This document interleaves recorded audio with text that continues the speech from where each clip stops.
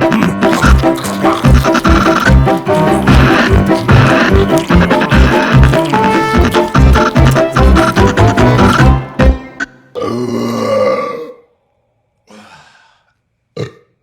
just adjusting my shirt there. I was a bit bare-chested, looked a bit sexual.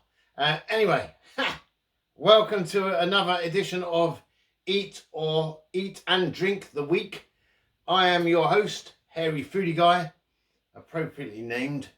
If you haven't seen this channel before, I'd appreciate a like and a follow. Even if you don't like it, it's just polite. And you can ring that little notification bell. So, what am I doing here? Well, if you've seen my channel before, you'll probably have a guess that there's stuff in front of me that I am going to partake in eating. So, but first of all, let's get to the important bit. This is a beer called Tribute. It is from St Austell Brewery, which is Cornish. So I am going to do the honours of opening it for Hairy Fruity Girl, who is off camera in that direction. There. Say hi. Hi. You can mirror my hands if you want. Look. There. No, on camera, otherwise the joke's not funny. My God. Yay! Okay, so I'm gonna open this. This is more of a sales pitch, really, this one, because if I had to say that I'd never tasted Tribute before, then I would be a liar. So I'm opening this for Hairy Fruity Girl, but I'm going to sneak a little sip, if you don't mind, for scientific purposes, because I used to drink this all the time, but because it's now summer, my taste buds change, and I tend to want a beer. You can have a sip of my beer as well. So,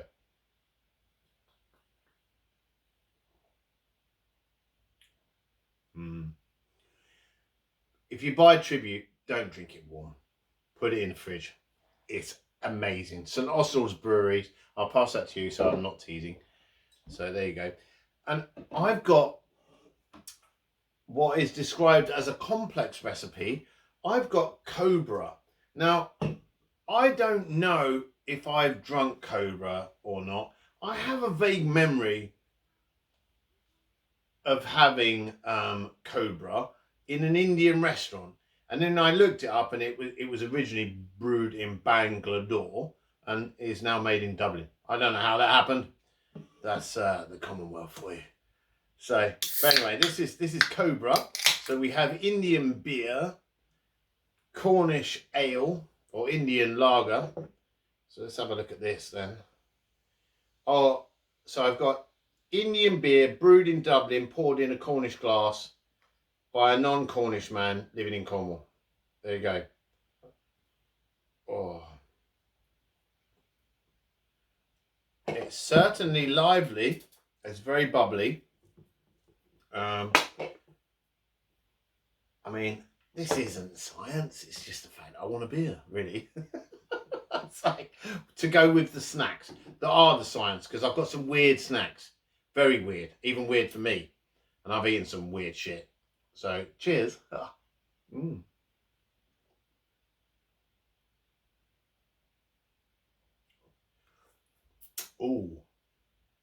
that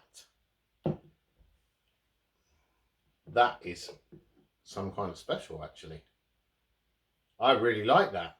Yes, it does have the complex flavors, or the, oh my God, yeah, brewed smooth with a complex recipe. Do you know what?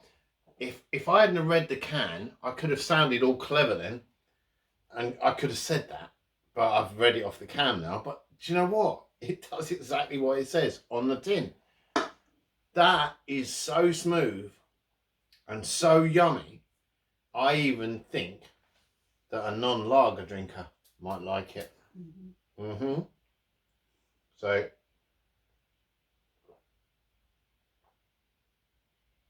I could literally put that down me in 2 seconds. That is lush. God, have a Indian beer brewed in Dublin in a Cornish glass. That's not too shabby. Yes, I'm slowly converting her to lager. It's been subtle up until now, and now I'm just I'm totally. I like lagers that have got a bite. Yeah, this has a really nice flavour, doesn't it? But yeah, I wouldn't. So just you do don't. lager, No, we don't. We're not. Are we snobs? No, I How just can you call me a snob? Look at me. I look more like a redneck. I just like to drink ale. So and lager with body and really nice taste. That's the aftertaste on that. This is just divine. This is amazing. I do prefer it over the tribute, but it might be just because it's summer. So let's get to these weird snacks. I went to a Filipino shop and I found something that I thought I would never see before. These are chicharrones. So that's what they're called over there, or chicharrons. I'm not gonna. Well, I am gonna attempt it because it's funny. Me jumang. No, me mang wang. Me mang wan. There you go. Chicharrón mi mang wan. Now, apologies to anyone that's actually from the Philippines. But that was how I interpreted that. But the weird thing is about these chicharrons are pork scratchings traditionally. And if you've watched my channel, you've seen I made some homemade pork scratchings. So I may shock all of you right now because, by not being able to open the packet. Oh, there's a big thing that says set here. So,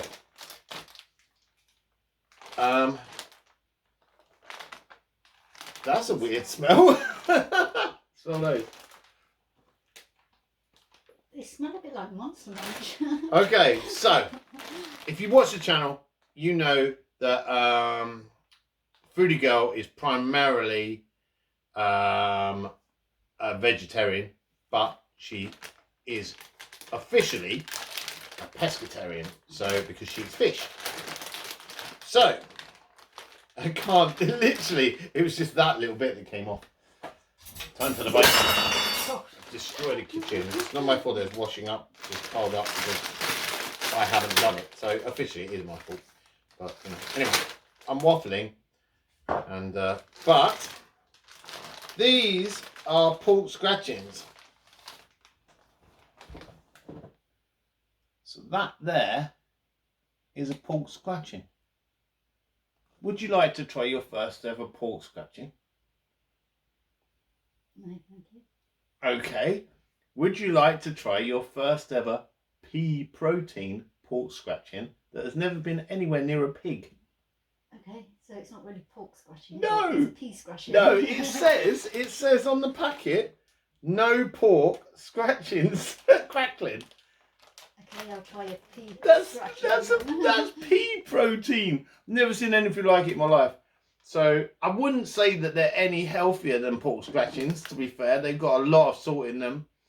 But who knows? Let's see what they taste like. There you go. I've never tried these before in my life. I am partial to a bit of pork scratching. So they have a very unusual smell. All right.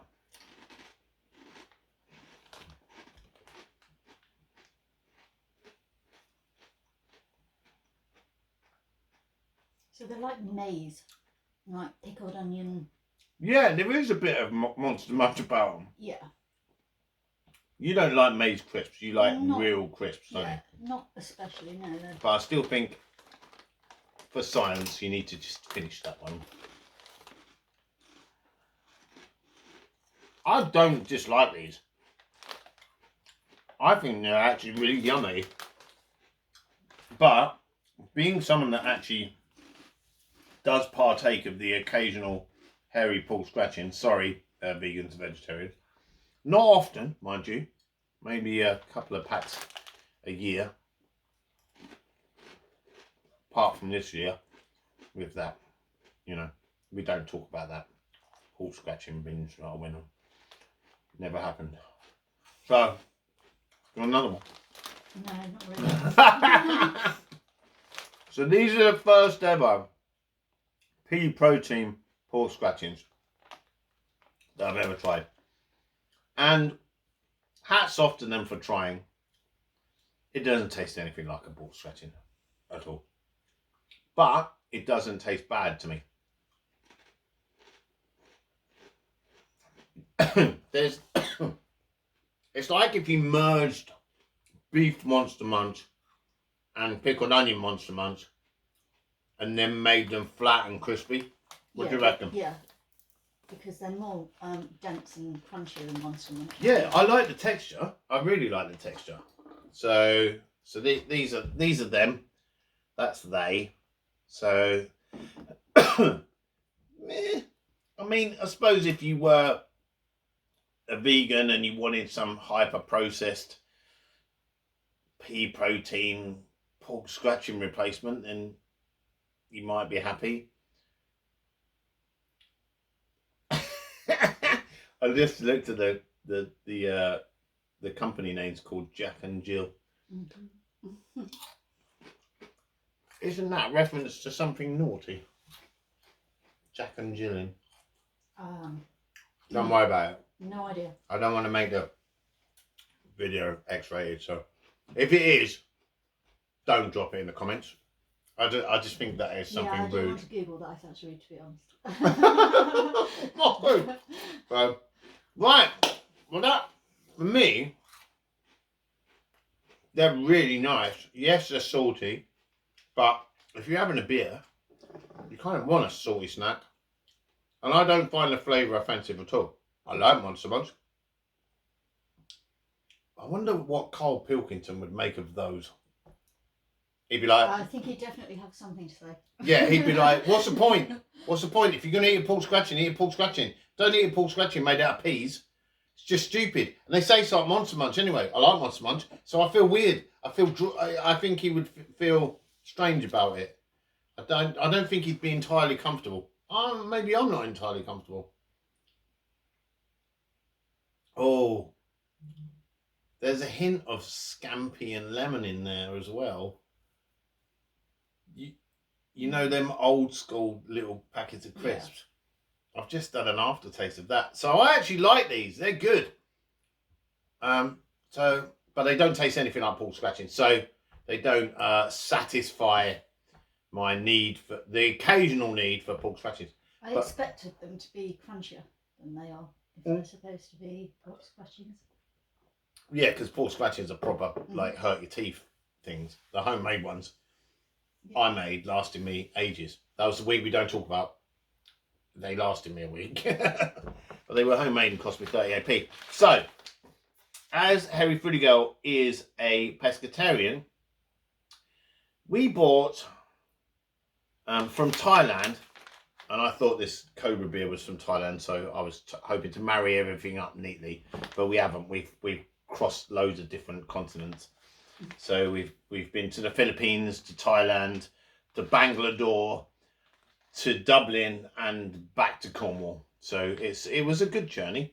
So so these are a fish snack, and they're not cooked. They're raw. So this is called the striped fish. Roasted, seasoned, yellow stripe, chili flavour. So these were £1.50, by the way, which isn't too bad for the size of the packet.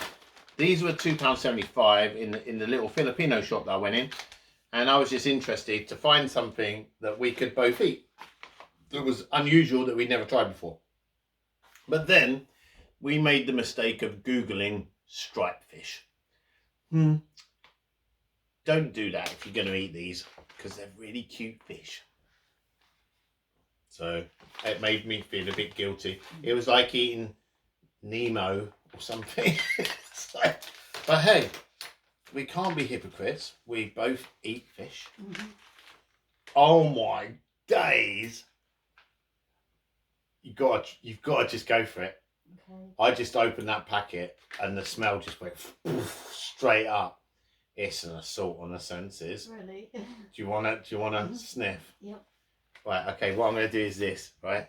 You ready? Mhm. Right, put your beak there. I'm gonna squeeze it like I did. Go on, get closer. No one can see you. Go on, sniff. Go on. What are you getting from that? It smells familiar. What else have we had that smells like that? Dried fish? I don't know. No, I think we've had a. Oh wow, you don't get much. That smells like that. Look at that. Okay, so that is the entire packet there. Oh, we had some seaweed that smelled like that. Did we? Yeah. Well, these are raw dried fish. Oh wow, these are weird. Okay, I'm going to come and give you a close-up of this. So these are tiny little raw dried fish. I've never had these before. I'm going to pass one to Foodie Girl. And I don't really know what to do with them. I mean, I like... Oh, look. That looks dangerously like salt, but that's the crystals. You're in already. No, I haven't bitten it. I was just like licking it. No, I think we just got to go for it. Are you ready? Mhm. 3, 2, 1. What the hell? This is more like pork scratching texture. It's like a fish scratching. These are good. Okay. The smell wasn't good. It reminded me of that century duck head a little bit. Really? Yeah, but I opened the bag and it was right under my nose, so it really hit me.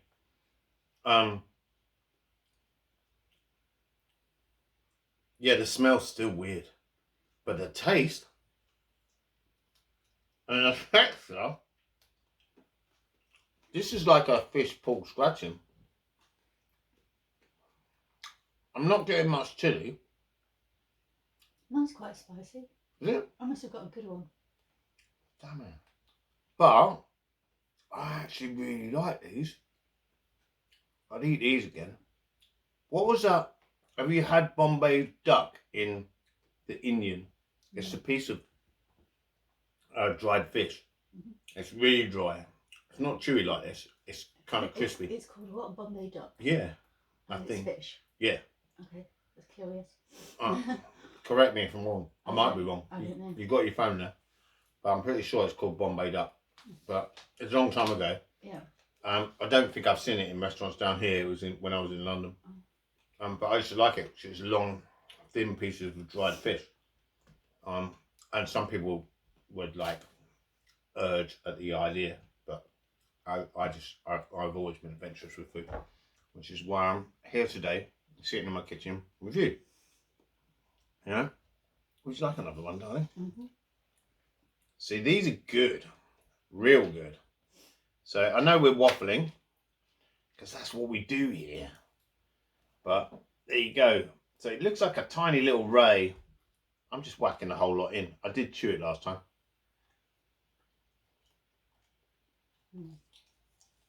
I'll go with that. Yeah, definitely better if you take small bites. Oh my god. It's like fish jerky. Mm. But damn, it's good. Mmm. And It's very sweet.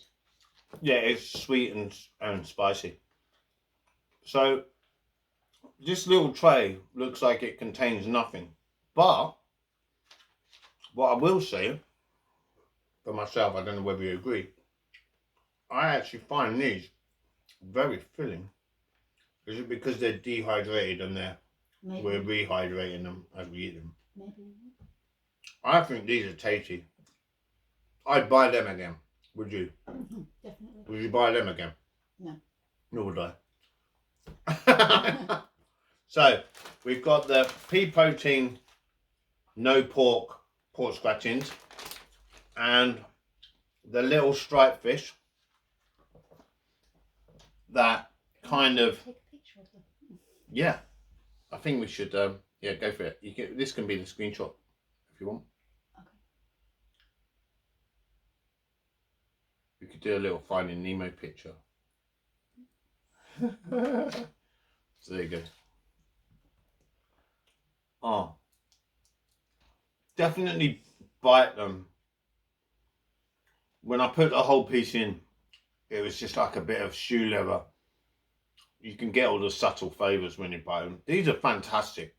I love running this channel and trying to find unusual foods I've never had before, so I can bring them to you guys. I could eat these every week. No problem at all. As a treat. They are really good. £2.75. I'm glad you like them. They're hard to eat because they're really dried. But what are the little fishes called that we get in restaurants around here with the in a little batter that you eat? We had them at the Jamaica Inn. What are they called? I can't remember, darling. Dementia kicking in. What, we just had them there, did we? Yeah, the little fish that you eat with the eyes and everything. Oh, well. No, it's gone. Can't think. So yeah, font of all knowledge. We are on this channel. They're not sprats, they're something else. White bait. Right, yes, that's it. It was kind of 4 or 5 months ago. Yeah, it was a long time ago.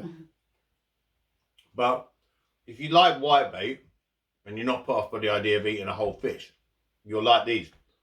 Chili's creeping up on me now. That's a really nice spice. Not overpowering. They are delicious, man. So there you go.